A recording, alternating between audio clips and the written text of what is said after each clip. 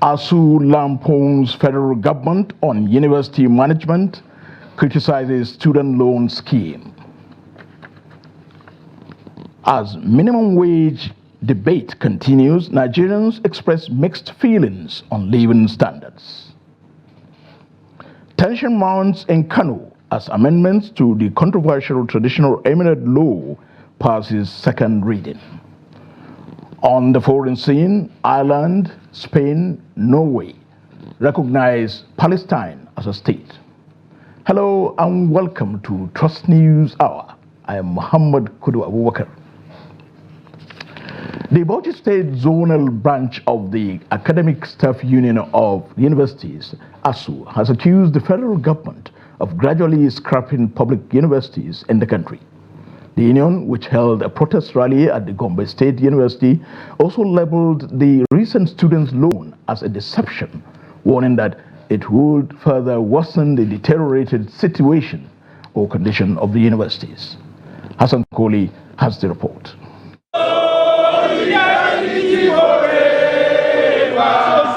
The protest is coming after the federal government announced the constitution of governing councils for 111 federal public institutions. According to ASU, the government was never serious about fulfilling the signed agreement by the parties.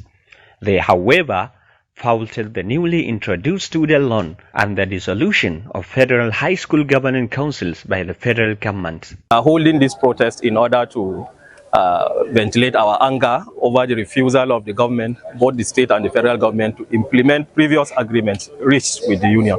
So if government feels they have the fund to give student loans, why don't they divert this fund towards improving or repositioning our current tertiary institutions that are giving out loans?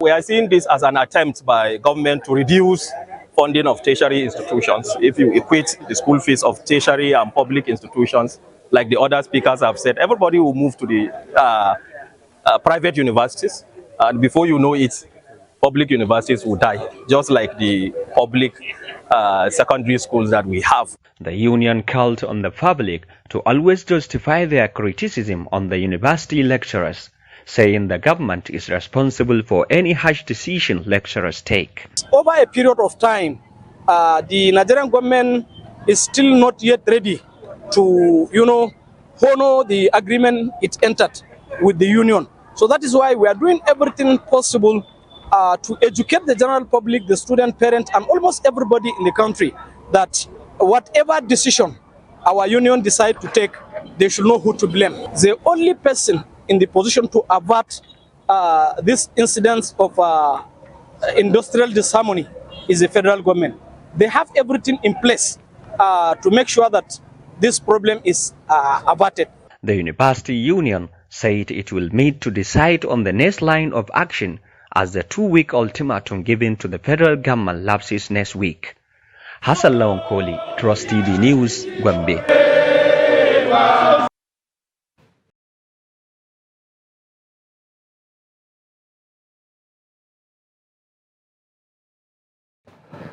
Still on the universities, the Abubakar Tafawa Balewa University, ATBU, chapter of the Academic Staff Union of Universities, ASU, has staged a peaceful protest demanding the release of the withheld 3.5 months' salaries, promotion arrears, and academic allowances, among others. Members of the union who demonstrated from the ATBU Yellow campus to the main gate were seen displaying placards, chanting solidarity songs, demanding for the conclusion of the 15-year 2009 renegotiation, which they said has been delayed unnecessarily. Trust TV's Adamu Imam completes the story. The academic union during the protest lamented that the rejected Integrated Payroll and Personal Information System, IPPIS, is still be used for the members' salaries.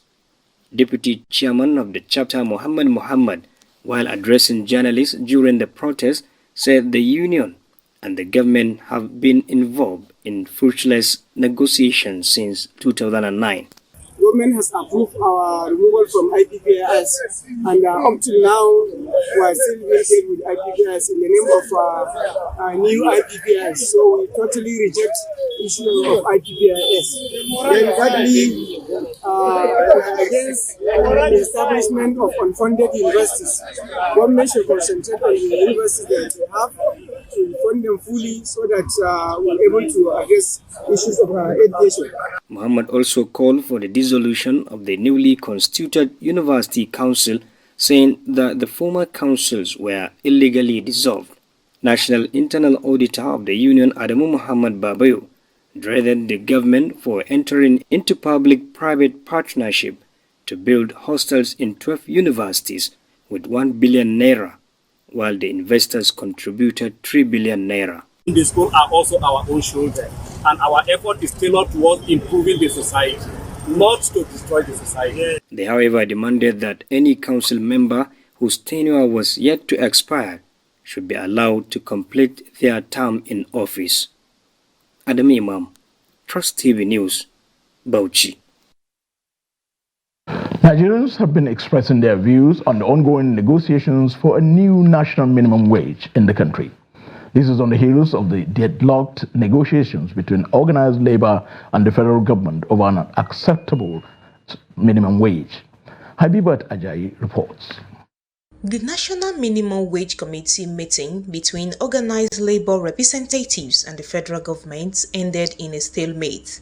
Labor unions criticized the federal government and private sector members for presenting what they called a ridiculous offer to Nigerian workers. Economist Aliyu Ilyas advised the union to shift their focus from pursuing a higher minimum wage to fostering economic stability, arguing that this approach will help reduce inflation levels in the country. It's quite nostalgia because for labor, I think they're asking for too much, 615,000. They should consider people that are not government workers. They should consider private sector, and they should consider the governors too, because governors will say they cannot pay. And also on the side of government, what they are offering is quite ridiculous, because with the purchasing power problem, now how can you say you are paying 54,000? If you look at our cost of living now, food is taking about 70% of our income. So if food is taking 70%, rent, school fees, transportation, and logistics is taking more. So I think they should all come together to have a particular stage. I understand that two of them are using their, their bargaining power. And in the long run, they will still come together. But I think going forward, if you look at judiciary increment, it's about 300%. So if you calculate 300%, of the current 30,000, it should be around 120,000. So they should be looking at around 150, 200,000. I think that is what can be better. Nigerians have expressed dissatisfaction with the outcome of the labor meetings with the federal government. Even though it's too much, let us look at those people distorting money from the post, from the treasury. One person alone is trillion. He can pay. Government can pay. What is much bargain? Make our citizens enjoy their wealth. We have oil, we have anything, natural resources, but let them enjoy it. What I like in this government is they have listening ears, but I can see it still remain small to get to where labor are expecting. When somebody make provision for almost 5 something or 4 something, and you brought them back to 50 something, the distance is still, I think there's still room for negotiation.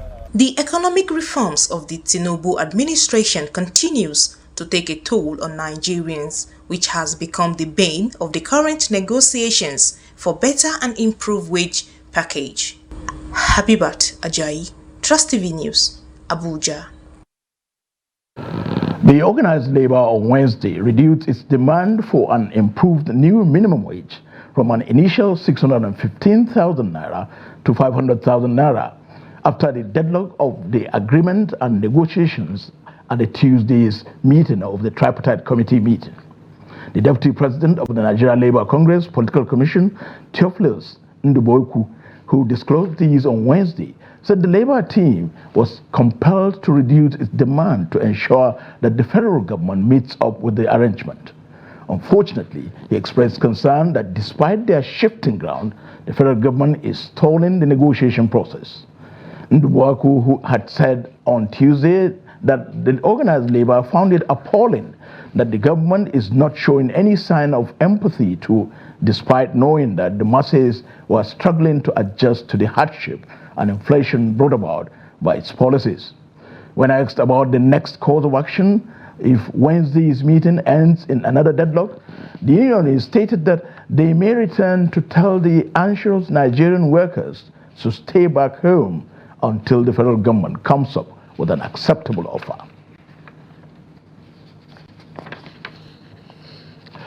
The Senate has called upon the federal government to make provisions for special intervention fund for the maintenance of transmission lines in the northeast geopolitical zone. The resolution follows a motion on the urgent need to address the vandalization of transmission lines of the Transmission Company of Nigeria in the region. The motion, sponsored by Senator Manu Haruna and 14 other senators from the northeast zone. Our correspondent tells us more. It's been over a month since the northeastern region has been in total darkness due to the vandalization of key towers along the Jos, Gombe and Gombe-Maiduguri 330 kV transmission line of the region. In this light, the Senate, as a matter of urgency, called on the Ministry of Power to allocate funds to the Transmission Company of Nigeria (TCN) to address the faults along the transmission line and restore power supply to the affected areas. The Senate, during a debate led by Senator Manu Haruna, bemoaned the lack of electricity in several parts of the region, noting that the vandalization of critical electricity transmission infrastructure posed a significant threat to the economic prosperity, public health, safety and security of the Northeast. Aware that the frequent vandalization of transmission lines, especially the disruption of TCN towers, not only disrupt the electricity supply in the affected states, but also compromises essential services such as healthcare and education. It also exacerbates insecurity issues and imposes a heavy financial burden on public resources for the repair and replacement of infrastructural damages. Mr. President, when we are talking about restoring electricity in the Northeast, what we have is minuscule. It's small compared to what other parts of the country get. So in addition to getting the restoration, in fact, we'll be asking for justice. Of this lack of electricity, there's no water. There's no water, and because of this, there's serious health problems. And there are serious health problems, in fact, there's hunger. So many things are associated with this lack of electricity to the extent that we have very serious challenge of security because of, as a result of darkness. Because of the importance of power in contemporary world shouldn't be only confined or limited to Northeast. It is a general problem. And so really and truly today, without electricity, you virtually can achieve nothing. I want us to go beyond restoration of electricity supply in the Northeast. We should find out the culprits, those that are responsible for the vandalization of the power line. It is considered as economic sabotage for people to go and destroy government properties. After contributions by other lawmakers, the Senate President Godswill Akpabio put the prayers moved by Senator Haruna to vote. After the debate, the Senate appealed to President Bola Tinubu in line with the renewed hope agenda to expedite the construction of the Makudi-Jalingo-Yola-Gombe 330 kV transmission line to connect the northeast to the southeast transmission line, creating an alternative supply path to the northeast in the event of a fault on the Jos-Gombe line. From the Red Chamber of the National Assembly, Sagir Ibrahim, Trust TV News, Abuja. Following last week's Senate approval of a $500 million loan from the World Bank for the purchase of electricity meters, Nigerians have been speaking on the federal government's commitment to address the power situation in the country. With the country struggling with an evident metering gap, many are positive that if managed properly, the loan will help address the perennial crisis in the power sector, while others are worried that it will only add to the country's debt burden without any commensurate impact on the power sector. The report. The $500 million loan recently approved by the Senate is part of the $7.94 billion World Bank loan sought by President Bola Tinubu on November 1, 2023. The fund is aimed at bridging the electricity metering gap the country is currently facing. However, many have been wondering how well the project fits into the power sector gaps with regards to service delivery. This calls for a lot of accountability, because the challenge with the sector has been that a lot of investment has happened, and this was what led us to the point where liquidity became we had a liquidity crisis, where the regulator and the energy trading company MBET was saying that the discos weren't remitting enough. The discos charge customers for meters. What is the difference that this 500 million is going to make? Is it to subsidize customers who cannot afford to pay for their meters? Or is it to do other necessary things on the electricity distribution and transmission systems that would guarantee that power can flow preferably bidirectionally? With the country facing several grid collapses that plunged the nation into protracted blackouts, as well as inconsistent power supply, putting concerns about the federal government's ability to effectively address the challenges have been raised. It's a chicken and egg situation. You can't just raise tariffs and buy meters without making concurrent investments in the infrastructure that will generate and move that electricity from one point to another. The loan has since stirred mixed reactions amongst Nigerians who on one hand welcomed it while expressing fear that it will only add to Nigeria's rising debt profile. I think it's a loan too much. This government doesn't want us to have a breathing space. The level of poverty in this country, the level in other advanced countries, these meters are given free of charge, because invariably the users of the meter are going to pay for it. The purpose of the loan is appropriate. However, my concern is, why is the federal government concerned with metering of houses? As far as I know, the power sector has been unbundled a long time ago. All the GENCOs and DISCOs have been advertised, even though the federal government has shares. As a crucial part of Nigeria's economy, there is a continuous need to inject investments into the country's power sector to address the recurring challenges therein. Chamun Dabeng, Trust TV News, Abuja.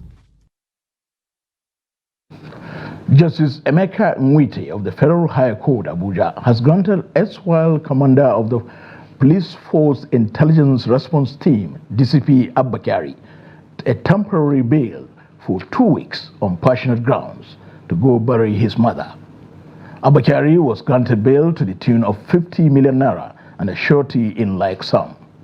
While giving the order, Justice Nwite also held that the surety shall be his counsel in the matter and should deposit a copy of his call to bar certificate to the Deputy Registrar of the court. Abakari is to deposit his travel passport with the court and shall also report to any formation of the National Drug Law Enforcement Agency, NDLEA, nearest to him within the period of the bailed period as granted. The trial judge gave the order pending the ruling of Abakari's bail application slated for May the 31st, 2024. Abakari lost his mother, Yachila Kari, on May the 5th, 2024. In 2021, Abakari was indicted by the Federal Bureau of Investigation in the case of alleged international internet fraudster Ramon Abbas, aka Hush Puppy. Abakari was later arrested by the NDLEA in February 2020 for alleged drug-related offenses. The tax evasion case involving Binance Holdings Limited and its executives has been stalled at the Federal High Court, Abuja, after their staff member, Tigron Gambarian, failed to show up in court. Gambaryan, a top Binance executive, was billed to appear in court for arraignment after he was served with the charges leveled against him by the Federal Inland Revenue Service. The company was sued by the FIRS for tax evasion alongside officials of the Binance Holdings Company, Gabriel and Nadim Ajarwala, who fled the country on March 22, 2024.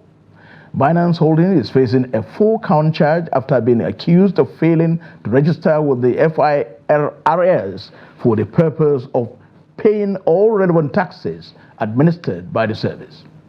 The Federal Inland Revenue Service also alleged that while it was offering taxable services to subscribers on its trading platform, Binance Holdings failed to issue invoices to the subscribers for the purposes of determining and payment of its value-added taxes. The proposed amendment to the Kano Emirate Council laws progressed on Wednesday, passing it to first reading on the floor of the Kano State House of Assembly. Speaker Ismail Jibril Falgore announced the unanimous adoption of the motion brought forward by Majority Leader Lawan Hussaini Ngurasa, who revised the existing Emirate law. Speaker Falgore, in his remarks, highlighted the significance of the amendment, adding that the Assembly is committed to ensuring that traditional institutions reflect the will of the people and preserve the state's cultural heritage. The 2019 Emirate law, which established the new Emirates of Bichi, Rano, Gaya, and Karai alongside the historic Kano Emirate, had allocated specific local government areas to each emirate. The law also formed the State Council of Chiefs, comprising 5 first-class chiefs, the Secretary to the State Government, Commissioners for Local Government Affairs, and the Local Government Chairman, among other members. Majority Leader Lawan Hussaini Ngurasa expressed optimism that the amendment will unify traditional leadership and restore the integrity of the Kano Emirate. The Speaker of the Cross River State House of Assembly, Elvat Ekom Ayambem, has been impeached. The Speaker was impeached on Wednesday by 17 members of the House over allegations of misappropriation of funds.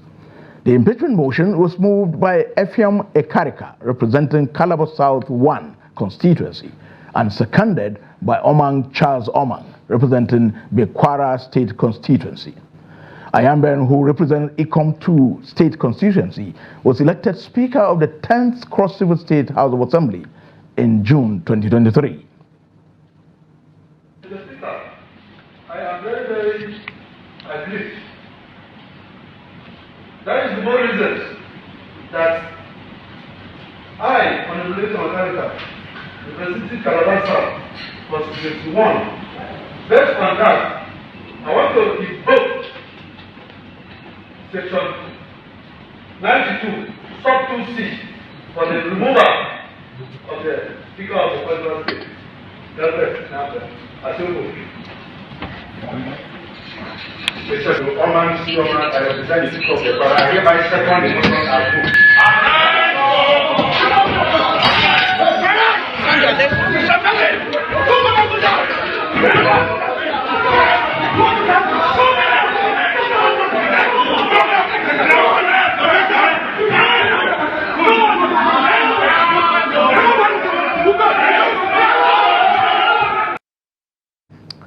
In the meantime, the alleged impeached Speaker of the Cross River State House of Assembly, Elbert Ayamben, has insisted that he remains the Speaker of the Assembly. Ayamben was impeached by 17 out of 25 members of the Cross River State House of Assembly during plenary on Wednesday. However, the Chief Press Secretary to the Speaker, Matthew Okache, in a statement hours later, described what happened during Wednesday's plenary as a ridiculous charade with no constitutional basis.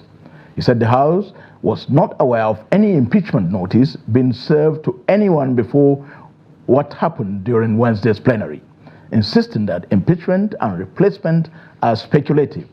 Okache urged the public to dismiss what is described as fake news. The Independent National Electoral Commission, INEC, has advised for, or rather calls for proper elections into local government councils across the country to ensure legitimate administration at that level of government. Chairman of the Commission, Professor Mahmoud Yakubu, stated this at a meeting with the Forum of State Independent Electoral Commissions of Nigeria for SEACON in Abuja. Neil Sampson has the report. FOSIACON is a body created 18 years ago and vested with the power to conduct, organize, supervise all elections to local government councils within states, and also to render such advice as it may consider necessary to the Independent National Electoral Commission on the compilation and registration of voters for the local government election in states. During their visit to the commission, they spoke on the need to review their MOU with the commission as well as development of a strategic work plan, among others. The Joint INEC FOSIACON Committee was formerly headed by Dr. Adekunle Ladipo Ogunmola, with Mariam Iya Musa as secretary. This committee held its meeting last on the 5th of February 2022 at this commission's headquarters. The forum was also represented at the meeting with the National Assembly on electoral reforms that was held in Lagos. We request that the committee be reconstituted to give it more impetus and new direction towards achieving the core objectives of conducting free, fair, and credible elections at all levels. INEC Chairman Mahmoud Yakubu frowned against the manner local government elections are conducted in the country and charged FOSIACON to take the bull by the horn whenever states are conducting elections for local governments. Unfortunately, the conduct of local government elections in virtually all the states of the Federation has become mere coronation of candidates of the ruling parties. It is time to stop the coronation and conduct proper elections. State governors should allow the state independent electoral commissions to have greater capacity for independent action. Many of the state electoral commissions have no functional offices in the local government areas in their states and cannot recruit their own permanent staff. In some states, the state electoral commissions are either not properly constituted, have no security of tenure, or their critical functions have been taken over by government officials. I therefore appeal to FOSIACON to take the bull by the horns. While there are legal and financial constraints to your operations, your independence does not necessarily draw from statutory or financial provisions alone. The courage with which you discharge your obligation to protect the integrity and credibility of elections is the most important determinant of success. There are no shortcuts to the discharge of this enormous responsibility. Stakeholders are hopeful that the meeting charts a new course for the conduct of local government elections in Nigeria. Noel Samson, Trust TV News, Abuja. Residents of Benue State have called the Senate to ensure that autonomy for local governments is achieved to enable that tier of government function effectively. The call followed the Senate's recent call on the federal President Tinubu to facilitate local government autonomy in the country. According to residents of Benue State, the Senate can do more to ensure that the object is achieved, or rather the objective is achieved. Jimmy Azande reports. The local government as a third tier of government has remained politically, financially, and administratively dysfunctional, largely due to the unbearing influence of governors, as highlighted by the recent debate in the Nigerian Senate. The security situation in the country is compounded. The healthcare delivery system in the country is not working, particularly at the local government level. The educational system, as we all know, particularly primary education, which is supposed to be the responsibility of the local government, they are no longer capable of carrying out these responsibilities. Go back to section 7, where this local government controlled by governors is, which is on the joint state and local government account. Benue residents believe that until local governments are administered autonomously, development at that level will be stifled due to undue influence. That starting from 1999, when Obasanjo came into governance, he sort of scrapped or bastardized the local government system, because powers that were vested in the local government before his advent into governance were taken away from the local government chairman, and he tried to reduce the tenure of local government chairman from 4 years to 2 years in some cases in some states, or to 3 years in some states. In the pronouncement by the Senate recently, the residents say the Nigerian Senate should act according to the Constitution to save the third tier of government. Because the power of legislation, lawmaking, lies in the National Assembly, pursuant to Section 4 of the Constitution of the Federal Republic of Nigeria. And if the National Assembly deems it fit to amend the Constitution, as well as the State Houses of Assembly passing the resolution that will guarantee the amendment of the Constitution, that will give full autonomy to the local government, it is only when the President has refused to assent to it that the President can now be dragged into the whole issue. The residents say the benefits of local government autonomy are numerous, hence the need to make it work in Nigeria. The third tier of government is closer to the people, and I think if they have their full autonomy, it will enable them provide a dividend of democracy, such as provision of water, roads, culverts, and other basic amenities to the people, the grassroots. They believe that all stakeholders that need to work toward achieving this goal should unite for the sake of rural dwellers. Jimmy Azandi, Trust TV News, Makurdi. Shareholders of Nestle Nigeria PLC have appreciated the performance of the company for the year 2023 despite the challenging operating environment. The company recorded a 22.4% increase in sales in 2023 with earnings of 547.1 billion naira, representing an increase of 100.2 billion naira over that of 2022. Trust TV correspondent reports that the 2023 annual report and accounts were presented at the 55th annual general meeting of Nestle Nigeria held at Muson Center in Lagos. The report.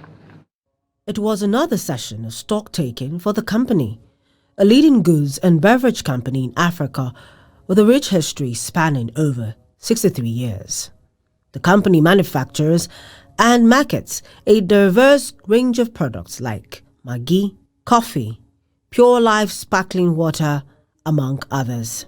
At the annual general meeting, shareholders commended the performance of the company in the year under review despite the losses occasioned by naira devaluation. Gross profit was 217.2 billion naira, representing a 39.4% increase from the 155.8 billion naira in 2022, while operating profit increased by 41.2% from 35.8 billion naira in 2022 to 122.7 billion naira in 2023. The devaluation of the naira had an adverse impact on profit after tax, resulting in a loss of minus 79.5 billion naira for 2023. Though the shareholders expressed mixed feelings over the absence of dividends for the first time in the last 15 years, they were optimistic that the situation will improve in the current year. We appreciate this company for all your efforts, and it is our belief that we continue to move us forward as you have been doing before. We are not relented, we are not relenting, and we are not even taken aback. We know what has happened to us is not by the performance of the company, but the performance of our economy. Our investment in fixed assets increased to 140.7 billion against 61.2 billion in the year 2022. Our board also consists of quality and hardworking board that will take our company into a greater level. Kudos to you, sir. Chairman of the board, Benga Oyebode, while responding to questions from shareholders, stated that the company is working on backward integration by purchasing most of its grains locally. He stated that inflation and naira depreciation has adversely affected the business, adding that the inability to source for foreign exchange locally was largely responsible for the losses. There was only one reason that your company took foreign currency loans, it was the inability to source for foreign currency in the country. It wasn't because it was the preferred way. The reality is that over the last, I would say, 5-6 years, your company was unable to source the foreign currency that it needed to run the business.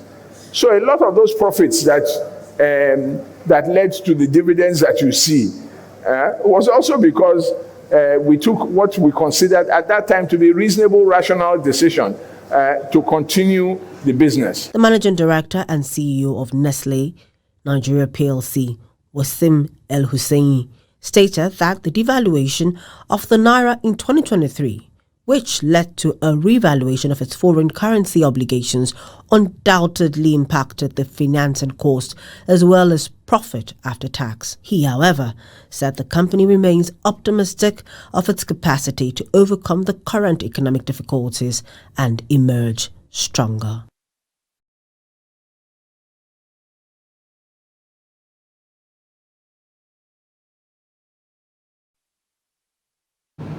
No fewer than 7 people are reportedly killed following an incident that occurred on Tuesday morning at a recording studio on AB's Road, Amarata, Yenagua, the Bayelsa State capital. According to eyewitnesses, music artists, including popular musician Slim Carers, had gathered at the studio to record an album, but due to the absence of electricity, decided to use a generator, which they kept inside the studio due to security concerns. However, tragedy struck when the generator's carbon monoxide emissions suffocated 7 artists. TOS TV Friday, Ebimo Bowe Peter has more.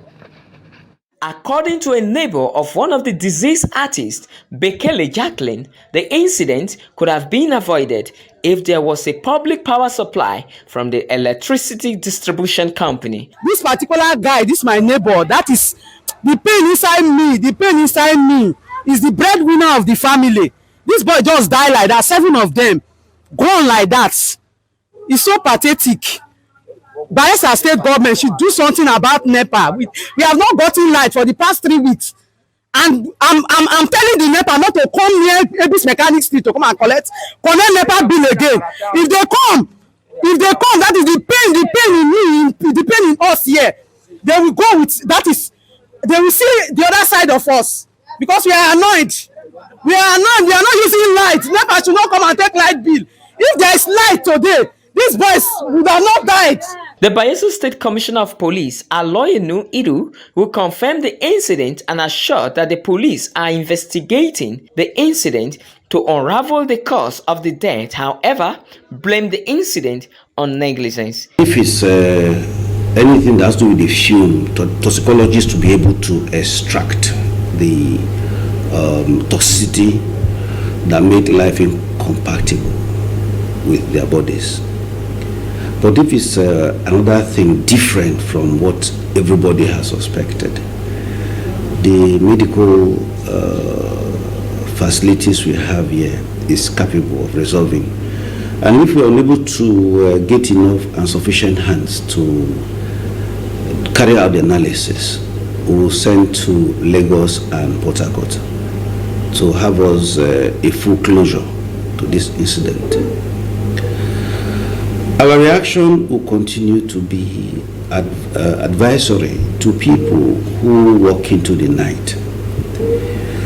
The generator is an outside instrument. It must be outside because it has fumes and it's highly toxic.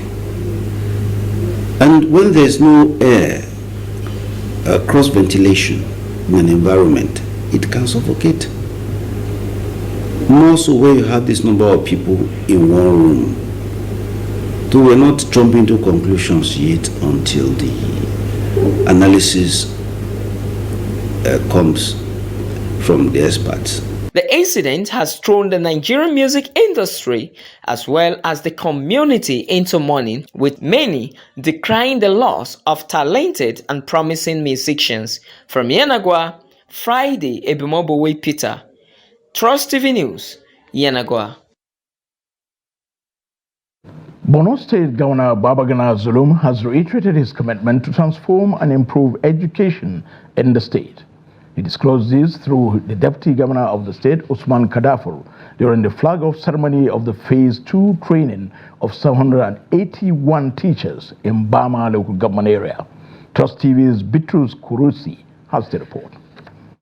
It would be recalled that 2 weeks ago, the state government launched the first training for 1,949 teachers in Biu local government. The program targets to train 2,730 teachers across the state, having conducted a competency test which saw 5,257 pass with 6,227 teachers adjusted trainable, while 4,339 were found untrainable. The second phase teachers training in Umar Ibn Ibrahim El Kanami College of Education of Bama will capture 781 teachers from 19 local government education authority. To reassign all untrained personnel in the local government education authorities to alternative roles, freeing up positions for qualified individuals in the early years. The first place was plug up, and today it is being plug up here in Bama. We want to see that the training one, those that need the training also have the training so that their salary can also be adjusted, which is what the ministry and the state government is doing now. We are happy for that. Directing them to submit all lists of teachers and non-teaching staff that are due for promotion in their local governments on or before the 23rd of May 2023. And I would like us to know that so far, 5,408 teachers are enjoying the minimum wage based on their qualifications. I think we need to clap for this government. Governor Zulum, represented by his deputy Usman Kadafur, said the initiative is part of the government commitment to improving education through better remuneration, training for teachers in line with national standards. The program is free of charge, and each participant is entitled to 30,000 monthly stipend. In addition to their regular salaries, those enrolled in full-time NC program will automatically in-service status. On this note, let me use this medium and urge the participant to approach this opportunity with utmost dedication and seriousness, knowing fully well that successful completion of this program and passing the competency test will lead to a review of wages. After the 3-month training exercise, participants will be captured into the minimum wage salary structure. Bitrus Kurusi, Trust TV News, Maiduguri. The Govt State Governor has received a report from a committee assigned to overhaul Hizbah, the Islamic policing organization responsible for enforcing Sharia laws and maintaining moral standards. Governor Omar Namadi has expressed his commitment to implementing the recommendations presented in the report. Due to increasing concerns about moral issues and Hizbah's current ineffectiveness, the Jigawa state government formed a committee in April to identify strategies to improve Hizbah's performance. Jigawa, which adheres to Sharia law, aims to enhance Hizbah's capabilities by providing legal backings, logical support, and better working conditions to counteract moral decline.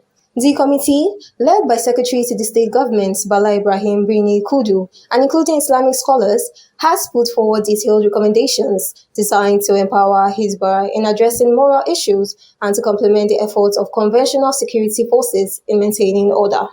The committee adopted the methodology of firstly forming 3 subcommittees, as is mentioned, of experts in each of them in order to offer their expertise amply and enable focused attention thereon. Each subcommittee is mandated to delve deeply into their areas of reference. Ultimately, the works of the subcommittee will adequately address the overall given terms of reference. Governor Namadi praised the committee's comprehensive and detailed approach and tasked them with overseeing the implementation of the recommendations. Our objective is to have a Hisba board that is credible, that is operational, and that is excellent. We don't have anything more than that in our mind. So because of that, I will still not only allow the committee to engage in a stakeholders meeting, but also engage in the recruitment of the board members, the guards. Because you have designed the criteria and you can be able to evaluate who possess or who didn't possess this criteria. So I think it is quite important. We are really serious. We want to do this job. So to engage you again for the recruitment of the Hisba guards. Stakeholders are confident that the implementation of these recommendations will help Jigawa, one of the most peaceful states in the country, overcome its moral challenges and strengthen its social fabric. Let's now join Yusuf Akogu for business news. Welcome to Business News. I am Yusuf Akogu. The price of automotive gas oil, popularly called diesel, produced by Dangote Petroleum Refinery has increased from 940 naira per litre to 1,100 naira per litre due to the crash of the naira against the United States dollar. Oil marketers say the hike in diesel price was due to the recent southward movement of the naira against the dollar. Recall that in April, Dangote Refinery announced a further reduction in the price of diesel and aviation fuel to 940 naira per litre and 980 naira per litre respectively. The refinery officials are yet to comment on the matter. Economic analysts have expressed fear over the latest hike in the nation's benchmark interest rate by the Monetary Policy Committee of the Central Bank of Nigeria. Initial with Trust TV, Ishao Aliyu said the move will slow down the economy while increasing cost of borrowing for business owners.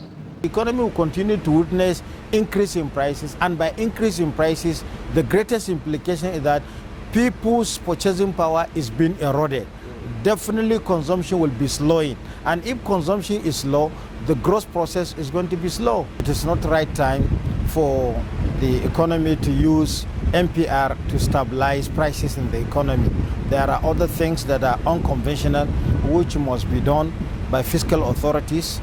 Therefore, if that is a case study, then it is important for the bank also to realize that hiking the MPR will not bring investors when the economic environment is not yet friendly for Nigerians before any other person.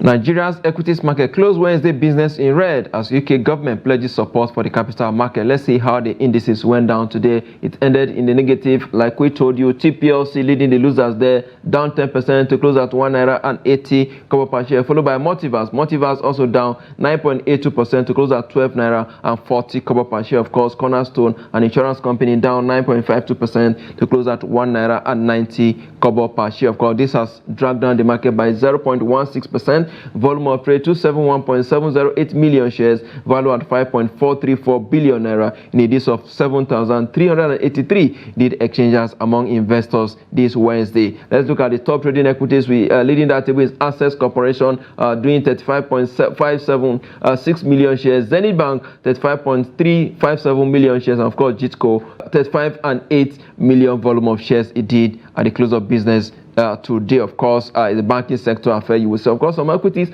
also recorded gains. The leading that table is Tantalizer PLC, up 8% to close at 54 kobo per share. Omatech also up there 7.69% to close at 70 kobo per share. Of course, Julius Berger Nigerian PLC, the share price ended 85 naira at the close of business today. Of course, it recorded a gains of 7.19%. That's the highlight of stock trading as it went down this Wednesday on the floor of NGS. Let's see the global stock market and exchange rate data for today.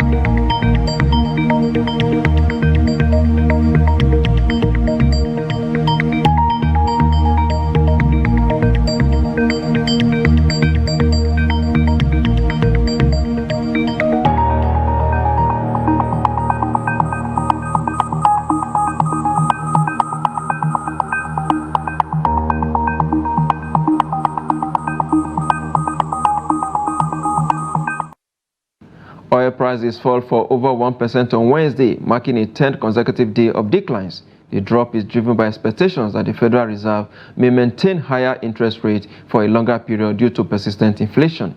At the London market, Brent crude sells for $81 per barrel. For the OPEC basket, price increases to $84 per barrel. And that's business. I am Yusuf Akobu. On the foreign scene, Norway, Ireland, and Spain announced on Wednesday that they will recognize a Palestinian state, prompting Israel to immediately recall its envoys. Ireland's leader said his nation will recognize Palestine as a state, but did not specify the timing, while leaders of Norway and Spain said their nations will do so on May the 28th. Norwegian Prime Minister Jonas Gahr Støre announced in Oslo, Spanish Prime Minister Pedro Sanchez in Madrid, and Irish Prime Minister Simon Harris announced in Dublin. The Israeli Foreign Ministry had earlier posted a video message addressed to Ireland on the social media platform X, warning that recognizing a Palestinian state risks turning you into a pawn in the hands of Iran and Hamas. Israel said plans for Palestinian recognition constitute a prize for terrorism that will reduce the chances of a negotiated resolution to the war in Gaza. Ireland, Norway, and Spain are announcing that we recognise the state of Palestine. Each of us will now undertake whatever national steps are necessary to give effect to that decision. In the lead up to today's announcement, I've spoken with a number of other leaders and counterparts, and I'm confident that further countries will join us in taking this important step in the coming weeks. This is an historic and important day for Ireland and for Palestine. On the 21st of January 1919, Ireland asked the world to recognise our right to be an independent state. Our message to the free nations of the world was a plea for international recognition of our independence, emphasising our distinct national identity, our historical struggle, and our right to self-determination. Emmanuel Fashemi is here with the sports news update. Super Eagles head coach Finidi George says it's important for the team to beat South Africa and Benin Republic in their 2026 FIFA World Cup qualifying matches in June. Finidi's sides are winless in Group C with 2 draws against Lesotho and Zimbabwe. The West Africans will face Bafana Bafana of South Africa and the Skurers of Benin Republic in a doubleheader next month. The Super Eagles need maximum points from both games to boost their chances of securing a place at the 2026 FIFA World Cup finals. Finidi reckoned his side can't afford to drop more points after their poor start. Nigeria men's amputee football team, the Special Eagles, are through to the quarterfinals of the ongoing amputee AFCON in Egypt following a comprehensive 11-0 win over Burundi in their last group game on Wednesday. Striker Michel Jewel was the star performer in the win, scoring 7 times, while Turkey-based Mohamed Grima scored a hat-trick, added to another goal by Ola Buachi, which all combined to make light work of the newcomers. The big win sealed the top spot comfortably for the Special Eagles in Group A, thanks to the superior goal difference ahead of host Egypt. The Egyptians had beaten Burundi 10-2 on Tuesday following their goalless draw against Nigeria in the opening game last Saturday. Nigeria will face the second-place team from Group B in the quarterfinals on Thursday night. 7 out of the countries that progressed to the last 8 will make it to the 2026 Amputee World Cup in Morocco. Nigeria's best outing at the Nations Cup was the second-place finish at the 2019 edition in Angola, losing 2-0 to the host in the final. And that is sports. I am Emmanuel Fashimi. A quick reminder that news just breaking says Europa League final just ended between Atalanta and Bayern Leverkusen. Our Nigeria's Ademola Lookman scored a hat-trick, 3 goals in favor of Atalanta. Congratulations to Ademola and, of course, Atalanta. With that, we come to the end of the news on News Hour on Trust TV. Don't forget to follow us across all media platforms and join our YouTube live stream for more news, programs, and documentary. I'm Muhammad Kudu Abubakar. Thank you for watching.